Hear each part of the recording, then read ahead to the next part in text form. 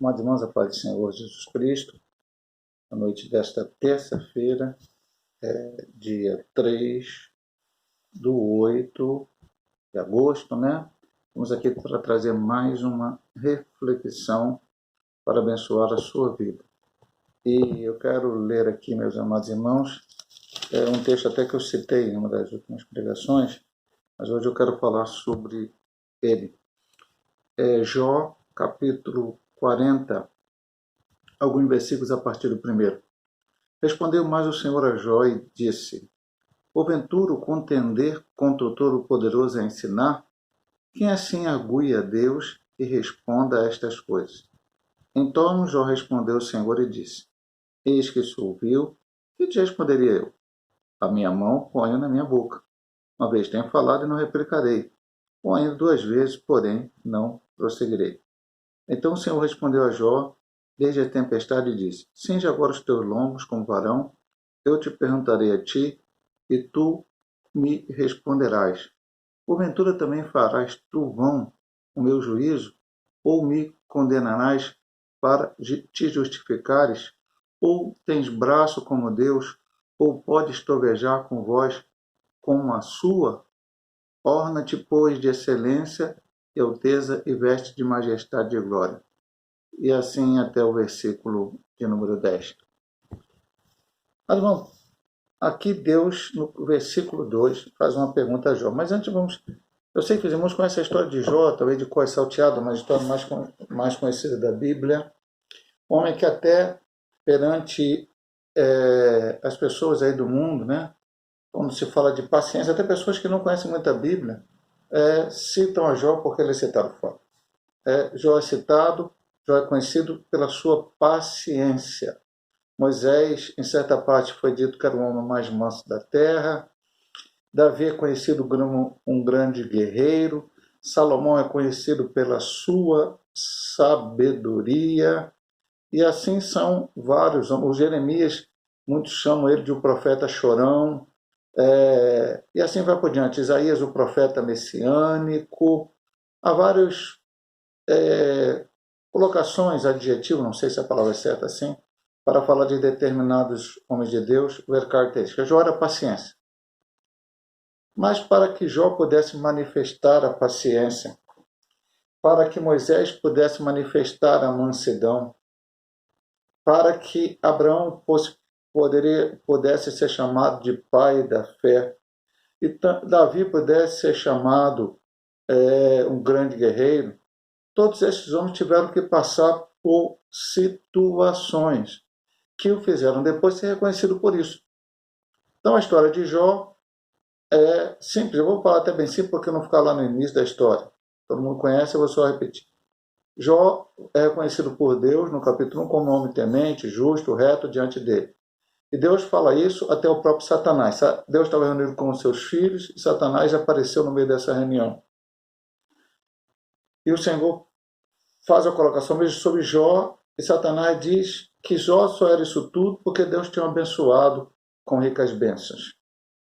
Se tirasse isso dele, ele deixaria de servir a Deus. Infelizmente, muitas pessoas são assim. Só servem a Deus pelo que Deus tem feito e não pelo que Ele é. Deus quer que nós servamos Ele pelo que Ele é feito. Mas como era Deus que ele estava falando, Deus conhecia. Satanás estava vendo o exterior de Jó, vendo o que ele tinha. Deus estava vendo o seu interior. Deus conhece nós no nosso interior. E conhece a nossa fé, como cremos nele, se verdadeiramente servimos Ele em espírito e em verdade. Deus permitiu. Pode colocar Jó à prova. Porque Deus sabia. A Bíblia diz que nós não somos tentados da lei nas nossas forças, e quando a tentação veio, Deus nos dá o escape. Isso é a palavra de Deus. E aí, Jó continuou glorificando a Deus, mesmo perdendo todos os bens materiais, inclusive perdeu seus filhos. E veio uma segunda etapa, que foi novamente uma outra reunião, a aparição de Jó, e ele falou sobre a saúde de Jó, se tocasse nele. O Senhor falou, pode tocar nele, mesmo na sua alma, e normalmente Satanás vai e toca, e ele fica numa doença. A gente não tem uma explicação científica para colocar aqui, mas diz que o seu corpo é cheio de chagas, e ele com caco coçava. Mais uma vez, ele glorifica o nome do Senhor. Ele diz, receberam de Deus os bens, e não receberemos os males. Na primeira vez ele disse, Deus deu, Deus tirou, louvado seja o nome do Senhor. Ele continua com a sua fidelidade a Deus, apenas, nós vamos ver no transcorrer do livro, que ele não conseguiu entender isso completamente. E ainda teve por dificuldade que 4 amigos seus vieram conversar com ele, um mais novo que só opinou ao final e 3 mais novos que opinaram antes, que colocaram Jó como culpado daquele problema. Se Jó sofreu aquilo tudo é porque tinha um problema. Muita gente continuou com esse pensamento. E lá aconteceu isso com aquela pessoa porque está em pecado, aconteceu alguma coisa na vida dele.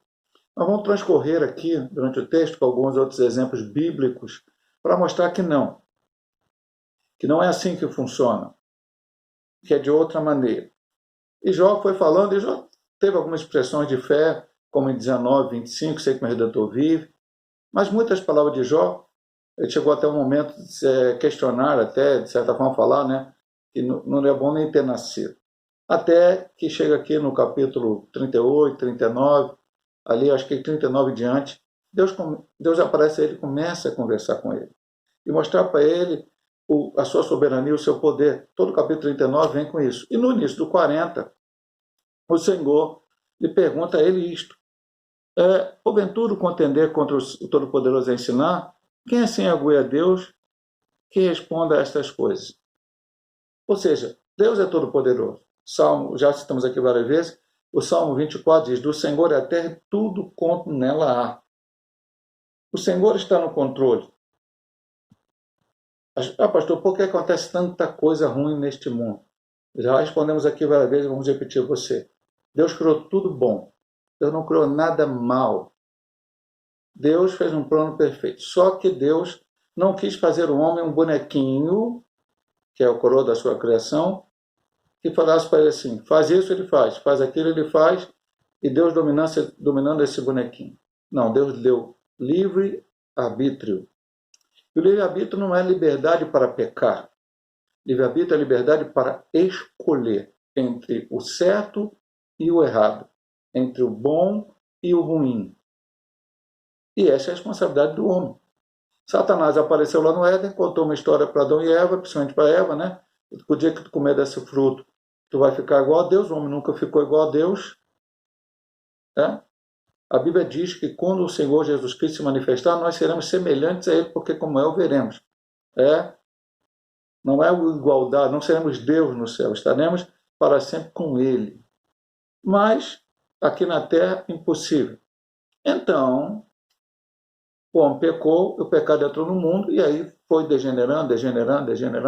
E aconteceram várias coisas difíceis, o homem passou a passar por tribulações, lutas, dificuldades.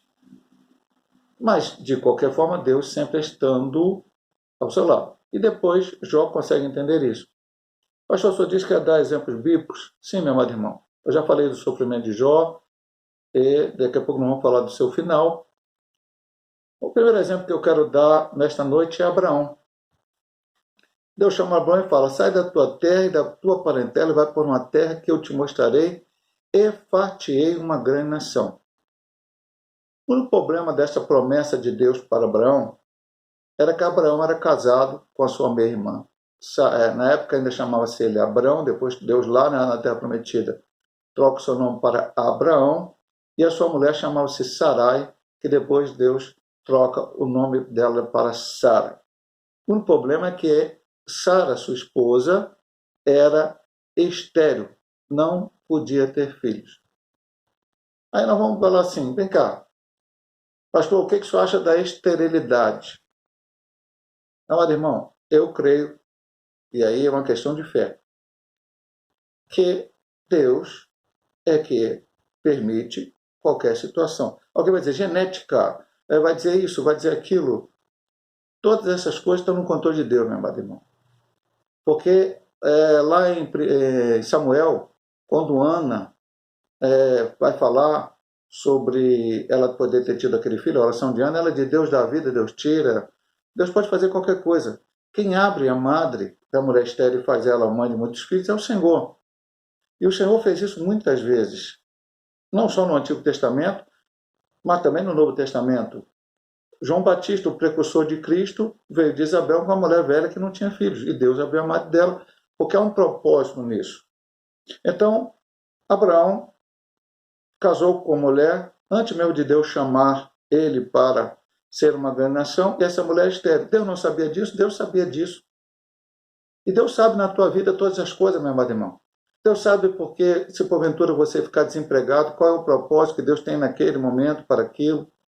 Deus sabe o propósito que tem se você ter uma enfermidade, em determinados problemas. A situação que a gente sempre tem pregado aqui, sempre tem ensinado aqui, através das reflexões que nós pregamos, é que não cabe a nós, criaturas, questionar a Deus sobre os seus propósitos, sobre as suas situações. Eu posso te perguntar, pregamos recentemente, falamos,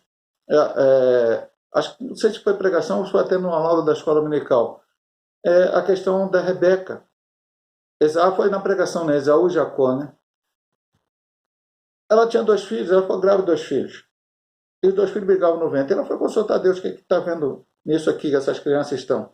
Pastor, a criança mexe mesmo na barriga da mãe, isso é normal. Ela sentiu que era diferente. Ela sentiu que havia alguma situação. Depois foi questionar Deus. Deus falou, olha só, serão 2 uma grande nação, mas o menor servirá o maior. Porque Deus sabe todas as coisas. Mas como é que Deus sabia quem era o menor, quem era o maior, quem ia nascer primeiro? Deus já sabe todas as coisas, meu amado irmão. Deus sabe, Deus conhece a minha vida, a tua vida. Pastor, então por que eu passo por certas situações? São permissões de Deus para que nós possamos crescer espiritualmente. Temos falado muitas vezes, repetido isso na igreja, na pregação, repetido isso aqui nas reflexões, nos estudos da Escola Bíblica Dominical. Meu amado irmão, Deus tem um propósito. E o que eu tenho que fazer, pastor? Está passando por luta? Vai ficar quieto e dizer, não. Por exemplo, estou desempregado, então é porque Deus quer que eu fique desempregado mesmo, então não vou nem orar, não vou falar nada com Deus, esperar a hora com... Não, você vai orar. Paulo tinha um espinho na carne. Ele orou 3 vezes até que Deus respondesse a ele. No Novo Testamento as pessoas tinham uma doença e clamavam ao Senhor. Clamavam a Ele. E pediam a cura. O servo de Jericó e tantos outros que assim foram. Então você vai clamar a Deus pelo seu problema, mas vai ter paciência para esperar. Eu não posso ficar muito tempo para Abraão, tem outro exemplo para dar. Desde o momento que Deus deu a promessa a Abraão, até que o seu filho Isaque nascesse, foram 25 anos até que isto acontecesse, que a promessa de Deus acontecesse. E nesse ínterim, muitas coisas aconteceram. Muitas dúvidas vieram ao coração de Abraão, tomou decisões erradas, como ter Agar como esposa, por influência de Sara, depois expulsar Agar, trazer Agar de volta, uma série de coisas aconteceram. Mas ele continuou crendo. E Deus, ele sempre perguntava a Deus, Deus lhe respondia. Um exemplo que vamos dar aqui, meu amado irmão, de pessoas que passaram situações que a gente não consegue entender, é Davi. Quem era Davi, pastor? Davi era um homem de estatura mediana para baixa. Naquele tempo era valorizada em alguns momentos, né? Principalmente para a liderança, pessoas altas, pessoas que tinham uma boa aparência no sentido físico. A Bíblia chega a dizer até que ele era ruivo, enfim. E era o filho mais novo de seu pai e cuidava de ovelhas. Mas Davi confiava no Deus vivo e verdadeiro. Isso é que faz a diferença, meu amado irmão, na vida do ser humano. Então, o que aconteceu com Davi? Davi, lá cuidando das ovelhas, ele usou sua fé e derrotou um leão urso. Depois, no momento que ele nem fazia parte do exército, não tinha nada, ele vai lá para encontrar Saul e a tropa, mas para encontrar seus irmãos que estavam na guerra, 3 irmãos mais velhos, e acaba Golias desafiando o exército de Israel, o Deus de Israel, e Davi acaba lutando contra ele apenas com uma funda e uma pedra, e Deus derruba Golias diante dele. Maravilha? Louvado seja o nome do Senhor por isso. Então, o nome do Senhor seja glorificado na vida de nosso querido Davi. E aí, adiante, Jessé vai na casa Samuel vai na casa de Jessé e unge Davi rei. Então ele tinha unção já para ser rei, mas não chegou a hora ainda, porque Saul reinava. E aí Davi, meu amado irmão, o que ele viveu? Ele não ficou questionando a Deus. Senhor, eu quero ser rei agora. Eu quero já assumir minha posição. Por que eu não sou rei? Não. Ele esperou o momento certo. Foi perseguido por Saul, teve que fugir. No final, ele teve que levar seus pais, colocar seus pais, acho que os moabitas, com a sua família, para que não houvesse problema nenhum. Ele mesmo, os homens que estavam com ele, foram para Gate, ficar lá com Aquis, fugindo de Saul. Muitas coisas aconteceram na vida de Davi. E ele teve a oportunidade 2 vezes de matar Saul, e certamente, como aconteceu no final, quando Saul morreu, ele reinaria no lugar de Saul. Mas ele sabia que a unção de Deus estava sobre Saul, e ele esperou a hora certa para que ele pudesse reinar. Ele não questionou a Deus. Vai questionar a Deus por quê? E depois veio a sua vida. E lá na frente, ele cometeu um erro e teve um adultério com Batseba. E nasceu uma criança. Ele foi orar a Deus pelaquela criança, que a criança adoeceu logo depois de ter nascido. E quando Deus leva a criança, e ele sabe que a criança morre, e aí ele estava sem comer, sem beber, pede para as pessoas colocarem comida e bebida na frente dele, e o pessoal fala, você jejuava pela criança morta e agora você come? Ele falou, olha, Deus já levou, Deus quis assim, essa é a vontade do Senhor, estou parafraseando ele, eu vou questionar Deus, vou discutir com Deus? Não. Para onde ele foi, depois eu vou também, um dia eu vou morrer e vou estar com ele. Agora, ele não vai poder voltar porque ele já morreu. Davi entendia e compreendia a vontade de Deus. E nós sabemos que o final foi bênção, servindo ao Senhor, sendo homem considerado homem segundo o coração de Deus. E o terceiro exemplo que eu vou dar no Novo Testamento, rapidamente para voltar para Jó, é Lázaro, mas não Lázaro, aquele irmão de Marta e Maria, a qual ressuscitou. Não, é o Lázaro da história, que alguns chamam de parábola, não vou ficar discutindo isso agora, do rico e Lázaro. E todo mundo conhece essa parábola. Vai ver o rico e a vez do Lázaro. E o que aconteceu com Lázaro, meu amado irmão? Nesta vida, doente, mendigo, comendo as migalhas que caíam da boca do rico, a única coisa que a gente sabe de positiva nele é uma coisa, ele acreditava no Deus vivo e verdadeiro. O rico, que não era problema nenhum ele acreditar no Deus vivo e verdadeiro, tinha todos os bens materiais, mas não cria no Deus vivo e verdadeiro. E ambos morreram. E aí, meu amado irmão, é aquela questão inexorável. Pastor, por que alguém vai para o céu e alguém vai para o inferno?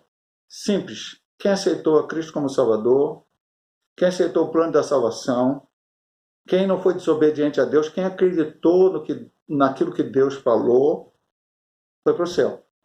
Quem disse, não, eu não quero. E Deus, eu disse no início lá, falando sobre Adão e Eva, Deus deu livre arbítrio de escolha. Você pode escolher o que você quer. Lá no Antigo Testamento, o Senhor Deus falou para Israel, está aqui, ó, você pode escolher a bênção ou a maldição. O Senhor Jesus disse, olha só, há o caminho estreito e o caminho largo, a porta estreita e a porta larga. Uma vai levar à perdição, a outra vai levar à salvação. Jesus Cristo disse, eu sou o caminho, a verdade e a vida. Ninguém vem ao Pai senão por mim. Então, é isto.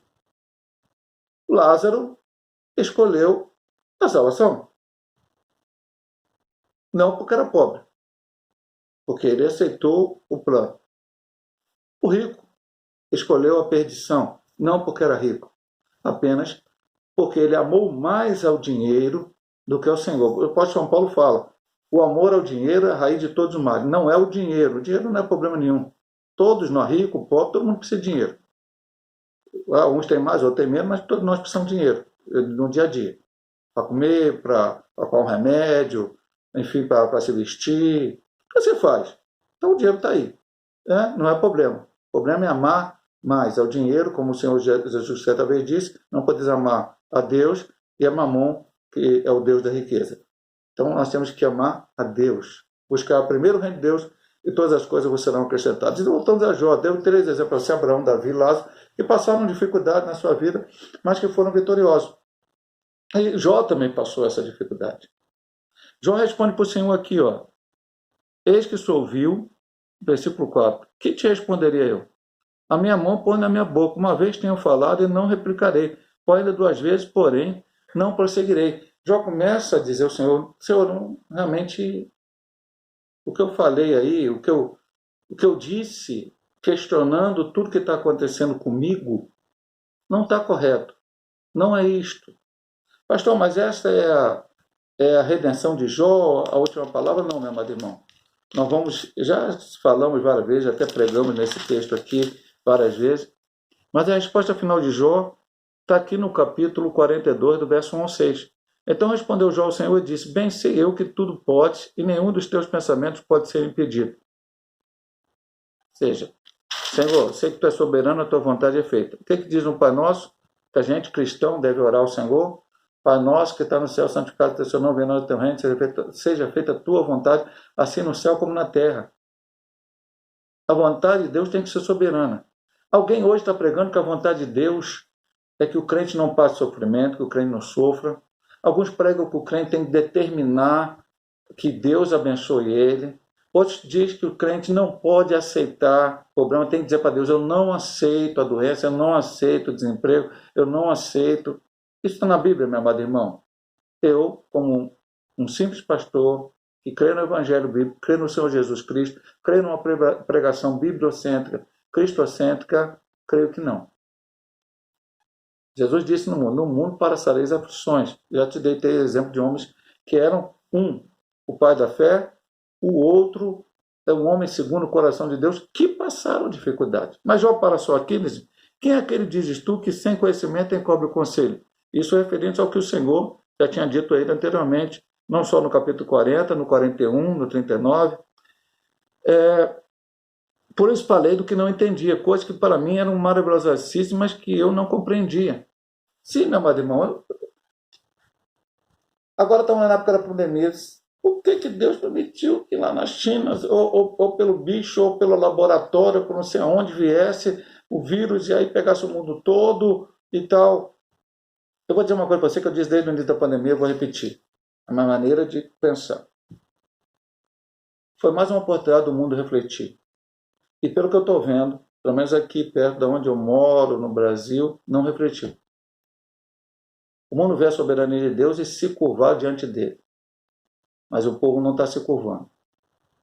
Voltou a abrir as coisas. Eu creio que o povo deveria correr para a igreja. Qual igreja? Tua igreja? A igreja que é teu pastor? Não. Qualquer igreja, meu amado irmão, que prega a palavra de Deus. Mas eu estou vendo o povo correr, normalmente para o bar, para a praia, para o baile. Voltar, talvez pior do que estava antes, se afastando de Deus completamente. Deus deu uma oportunidade. Pastor, mas muita gente morreu. Muita gente morreu, meu amado irmão. Lamentamos, né? Alguém já vai dizer, pastor, o senhor está pegando uma mensagem que está dizendo que o pessoal deve morrer mesmo. Meu amado irmão, não. Sempre orei, pedi a misericórdia, estou orando até hoje para que estão internados, pedi misericórdia para a vida. Conheço pessoas que morreram, que conhecia, que morreram com a Covid. Enfim. Mas o mundo precisa ser tocado por Deus. Infelizmente, muitos morreram aqui no Rio de Janeiro porque nossos governantes resolveram roubar em vez de cuidar do povo. Muita gente sabia do problema da Covid bem antes de dizer que, pastor, o primeiro caso aconteceu aqui em fevereiro. Não, meu amado irmão, as coisas já sabiam se que ia acontecer. Mas queriam fazer carnaval, queriam fazer futebol, queriam fazer um monte de coisa e foram enrolando com a barriga até que não deu mais e aconteceu o que aconteceu, que está aí. Essa é a verdade que eu penso que eu estou pregando para você aqui agora. Mas Deus quis falar com esse povo não quer ouvir. O Jó falou, eu não entendia de certas coisas. A gente entende? Eu também não entendo, mas não vou questionar Deus.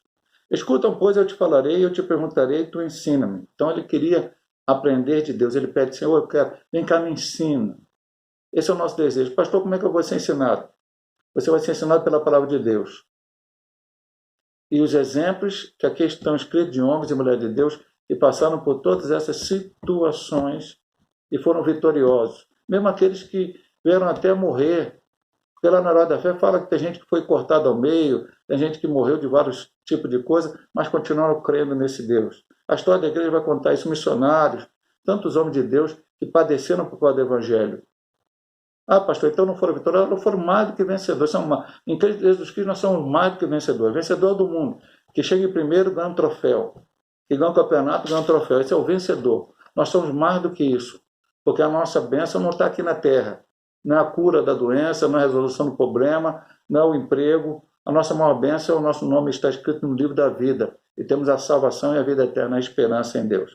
E aí, ele diz, com ouvidos, meus ouvidos, ouvi, mas agora tive os meus olhos. Louvado seja Deus. Ele conseguiu ver a Deus diante dos seus problemas e da explicação que Deus lhe deu sobre tudo que ele não conseguia entender. Meu amado irmão, está passando por luta? Ore, clame a Deus, confie nele. Não deixe que tua fé desfaleça diante de qualquer situação. O que Deus tem preparado para você e para mim é maior. O que Deus tem preparado para nós, e que está muito perto de acontecer, porque Jesus está voltando para arrebatar a sua igreja, é maior do que qualquer problema. Nós vamos encontrar Abraão, nós vamos encontrar Davi, nós vamos encontrar Lázaro, nós vamos encontrar Jó, e tantos outros homens na Bíblia Sagrada, e também passaram por lutas e dificuldades, mas não deixaram de confiar neste Deus. Permaneceram até o fim, e o Senhor lhe deu a vitória. Vou orar por você nesta noite e pedir a bênção do Senhor sobre a tua vida. Amado Pai querido, te louvo por todas as bênçãos recebidas. São lutas, problemas realmente, Senhor Deus, são dificuldades na vida que passamos. Mas nós confiamos em Ti. Nós não confiamos no gesso, no barro, Senhor Deus, mas confiamos no Deus vivo e verdadeiro, aquele que vive e reina para sempre. Senhor Deus, se algum dos teus servos está abatido, agora, diante das dificuldades desta vida, da luta, dos problemas, seja ele qual for, revigora a sua alma, Senhor. Que ele possa entender a tua soberania. E que no final, Senhor Deus, Jó, que depois de todas essas lutas, ele pôde receber a bênção. Quando ele olhava pelos seus amigos, Deus mudou o seu cativeiro, e tudo aquilo que estava ruim voltou a ser bom. Ainda que nessa vida não possamos receber coisas que a gente esperava, mas temos prometido o céu. Senhor Deus, onde cessará todas as nossas lutas, nossos problemas, nossas dificuldades, nossas angústias, e vamos estar para sempre contigo. Te abençoe em tudo, abençoa cada um dos teus filhos, Senhor Deus, que te serve, abençoa a oração que hoje estará voltando na nossa igreja, ali em Caxias, na nossa sede, na congregação Nova Campinas, teus servos que estarão lá orando, derrama a tua bênção para a glória do teu nome. Abençoa minha filha Isabel, que hoje completa mais um ano de vida, Senhor Deus, estarei ali na casa dela, juntamente contigo, te agradecendo. Continua abençoando as nossas vidas, nossa família, a família de cada um dos teus filhos, aqueles que estão internados hoje, até que estão com Covid dentro do hospital, dá vitória, cura, Senhor, da enfermidade, permite que possamos passar por todos esses problemas e cantar o hino da vitória em teu nome, Pai. Perdoa nossos pecados, nos ajuda em nome de Jesus. Amém. Deus te abençoe, meu amado irmão, minha amada irmã, nessa noite, em nome de Jesus.